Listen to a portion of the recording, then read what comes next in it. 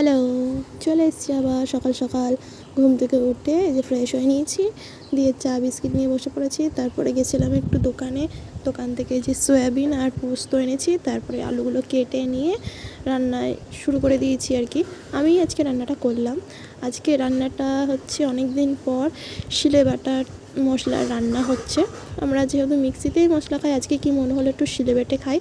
তো দেখো রান্নাবান্না করে স্নান ধান করে চলে এসেছি ফ্রেশ হয়ে, এবার বসে পড়বো খেতে। তো তার আগে একটু কাজ ছিল, সেগুলো করে নিয়েছি, দিয়ে এই যে চলে এসেছি, এবার খেতে বসে পড়বো। দেখো আজকে মেনুতে ছিল ভাত, লেবু, টক ডাল আম দিয়ে, আর হচ্ছে আলুর চিপস, চাটনি, পাঁপড়, আর হচ্ছে ডিম আর সয়াবিনের তরকারি। মা বলেছিল আজকে বাজার থেকে মাছ আনতে, কিন্তু আমার আর মাছ খেতে ভালো লাগছে না। অনেক দিন পর মাছ খেয়েছি, তাই এখন আর ইচ্ছা করে না, তাই আজকে ডিমই খেলাম। এবার আমি খেয়ে নিই। চলো আজকের ভিডিওটা এই অবধি, টাটা, দেখাচ্ছি নেক্সট ব্লগে।